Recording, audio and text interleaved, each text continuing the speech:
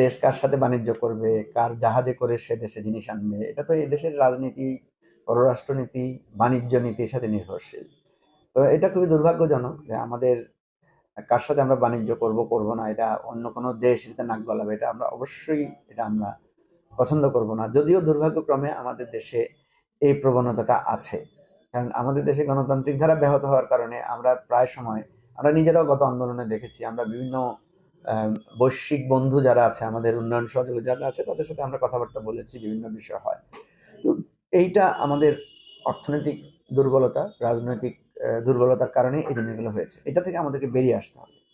তো এই জন্য আমি যেটা বলবো যে বাংলাদেশ কার সাথে বাণিজ্য করবে করবে না, কার মালামাল আনবে আনবে না, এটা নিয়ে কেউ যাতে এটা নিয়ে মন্তব্য না করে। এটা দিয়ে জনগণ জানতে চাইবে। জনগণ যদি জানতে চায় পাকিস্তানের সাথে আমরা কেন বা জাহাজে ব্যবসা করলাম, অসুবিধা কি সুবিধা কি, এটা নিয়ে আমাদের পাবলিক ডায়লগ হতেই পারে। আমার দেশের সুবিধার জন্য আমি কার থেকে কি মাল আনবো, এটা আমি যার থেকে বেশি কম দামে পাবো, এটা তো একটা মানে সেল এন্ড বাই এর ব্যাপার। আমি যার কাছে বিক্রি করে বেশি দাম পাবো তার কাছে বিক্রি করবো, যার থেকে আমি কম দাম পেয়ে পাবো সাথে তার কাছ থেকে আমি কিনবো। হ্যাঁ, আমার যদি কোনো রাজনৈতিক মিত্রতার প্রশ্ন থাকে সেটা একটা বিষয়। এখন ধরেন পাকিস্তানের সাথে আমাদের একটা বিরাট শত্রুতার সম্পর্ক তৈরি হয়েছে 1971 সালে। 71 সালে তারা কিন্তু তাদের সশস্ত্র বাহিনী কিন্তু একটা আত্মসমর্পণ করার মধ্য দিয়ে আমরা একটা স্বাধীনতা অর্জন করেছি, বিজয় অর্জন করেছি, এবং এটা সুস্পষ্টভাবে আমাদের স্বাধীনতার বিজয় সারা পৃথিবীর মানুষ এটাকে গ্রহণ করে নিয়েছে, স্বীকার করে নিয়েছে। পাকিস্তান তো আত্মসমর্পণের মাধ্যমে স্বীকৃতি দিয়েছে।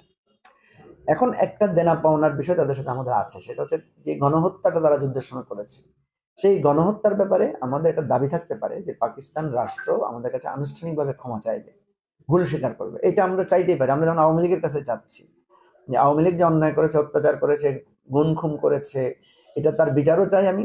আমি তার এটার জন্য তার একটা আত্ম উপলব্ধি, তার ক্ষমাও আমি চাই যে সে চাক।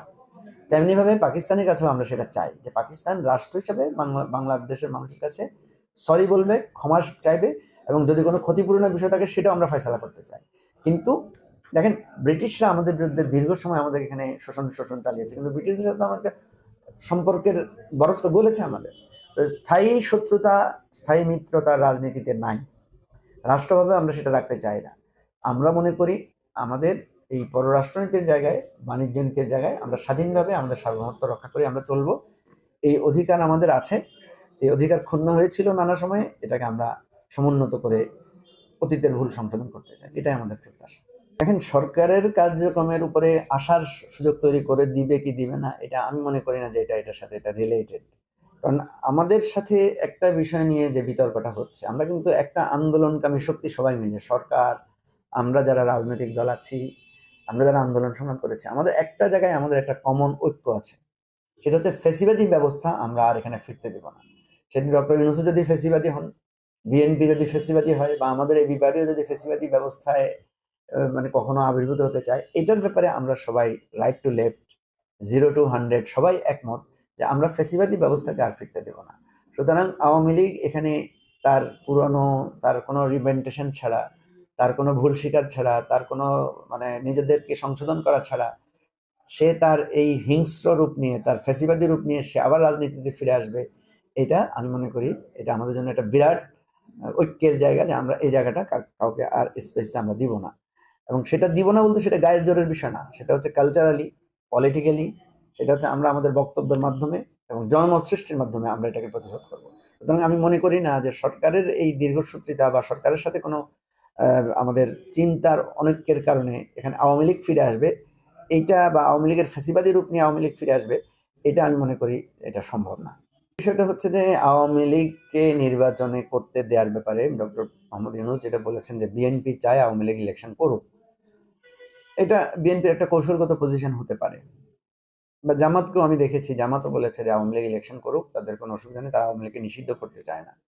আমার প্রশ্ন হচ্ছে, আওয়ামী লীগকে নিষিদ্ধ করতে চাওয়া বা না চাওয়ার আমরা তো কেউ না। আওয়ামী লীগকে নিষিদ্ধ হবে কি হবে না, এটা তো আইনের ব্যাপার। আওয়ামী লীগ যদি অন্যায় করে, আওয়ামী লীগ যদি গণহত্যা করে, আওয়ামী লীগ যদি টাকা পাচার করে, আওয়ামী লীগ যদি আমার গণতন্ত্র ধ্বংস করে, আওয়ামী লীগ যদি আমার সংবিধানকে তার ব্যক্তিগত মানে সংবিধান লঙ্ঘনের পর লঙ্ঘন করে, তাহলে আওয়ামী লীগের বিচার তো এই আইনের কাঠামোর মধ্যে হবে। সেই আইনি কাঠামো যদি আওয়ামী লীগ নিষিদ্ধ হয়, আমি আপনি তো কেউ ঠেকাতে পারবো না। আর আমি মনে করি রাজনৈতিকভাবে আওয়ামী লীগ নিষিদ্ধ হয়ে গেছে। কেন হয়েছে দেখেন, যে এইবারে যে আওয়ামী লীগের প্রত্যেকটা অফিস, একটা অফিস পাওয়া যাবে না যেটা অক্ষত আছে, যেটা মানুষের ক্ষোভে, যেটা ধ্বংসপ্রাপ্ত হয় নাই। এই ধ্বংসটা কে করেছে? এটা কি বিএনপি জামাতের লোকেরা করেছে, বা আমরা রাজনৈতিক দলেরা করেছি? আমরা তো করি নাই, আমরা তো জেলের মধ্যেই ছিলাম। বিএনপি, জামাত, আমরা এবি পার্টি, আমরা অন্যান্য রাজনৈতিক দল যারা, বিশেষ করে নেতারা, বেশিরভাগ নেতারাই তো আমরা বন্দী ছিলাম। আমরা তো বেরিয়ে এসেছি, বেশিরভাগ নেতারা বেরিয়ে এসেছি 6 তারিখ, 6 আগস্ট। কিন্তু 5 আগস্টের সন্ধ্যার মধ্যে তো আমরা দেখলাম সারা বাংলাদেশের আওয়ামী লীগ অফিস, মানুষ আওয়ামী লীগের নেতাদের বাড়িঘর ভাঙচুর করে, জনবিদ্রোহ, গণক্ষোভে মানে সবাই পালিয়ে গেছে আওয়ামী লীগ। এখন কথা হলো, আওয়ামী লীগ নিষিদ্ধ হতে না চাইলে, আওয়ামী লীগকে নিষিদ্ধ করতে না চাইলে মানুষ এটা করলো কেন? একটা রাজনৈতিক দল এরকম গণ প্রতিরোধের মুখোমুখি হয়েছে কেন? মুখোমুখি হয়েছে এই জন্য যে জনগণ আওয়ামী লীগের এই ফেসিবাদী রাজনীতিকে প্রত্যাখ্যান করেছে। এখন এই জন্য আপনি দেখবেন যে বিএনপি যখন বলে যে আওয়ামী লীগের রাজনীতি করার অধিকার আছে, বা জামাত যখন বলে যে আওয়ামী লীগকে ক্ষমা করে দিতে হবে, তখন কিন্তু সাধারণ মানুষ বিক্ষোভ করে, প্রতিবাদ করে, ছাত্ররা প্রতিবাদ করে। ইভেন আমি দেখেছি বিএনপি জামাতের নিজেদের কর্মীরাও এটার প্রতিবাদ করেছে। তো এই স্বতঃস্ফূর্ত মানে নিষিদ্ধতা হচ্ছে আইনের নিষিদ্ধতার চাইতে অনেক শক্তিশালী। তো সেজন্য আমি যেটা বলি যে আমরা আসলে আওয়ামী লীগের বিচার চাই। আওয়ামী লীগের নেতাদের, এই ফেসিবাদের দোসরদের, ফেসিবাদের মূল হোতাদের সকলের আমরা বিচার চাই। পাশাপাশি দল হিসাবে আওয়ামী লীগের বিচার চাই। এখন আইন করে দল হিসাবে আওয়ামী লীগকে কি আপনি নিষিদ্ধ করবেন, না নির্বাচন থেকে বিরত রাখবেন, না আওয়ামী লীগকে জাতীয় মানে বেইমান বা জাতির শত্রু হিসেবে আপনি চিহ্নিত করবেন? আইনে যেটা আসে সেটা হবে। তো সেজন্য আমি বিএনপি জামাতের নেতৃবৃন্দকে বিনীতভাবে অনুরোধ করব যে আপনি নিষিদ্ধ করারও কেউ না, নিষিদ্ধ না চাওয়ারও কেউ না।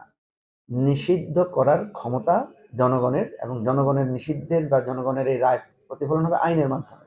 আমরা একটা বিচারিক কাঠামোর মধ্যে ন্যায় বিচারের মাধ্যমে আওয়ামী লীগের রাজনৈতিক ভবিষ্যতের ফয়সালা চাই।